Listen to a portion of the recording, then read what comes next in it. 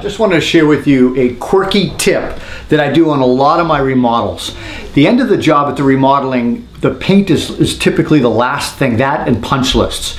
Well, when we get to the paint, I always try to have the painter write the name of the color of the paint on the back of a light switch in the room that they painted, so that if the client ever needs to get back and look, they can tell exactly what paint that was and what paint color. I get calls all the time from past clients.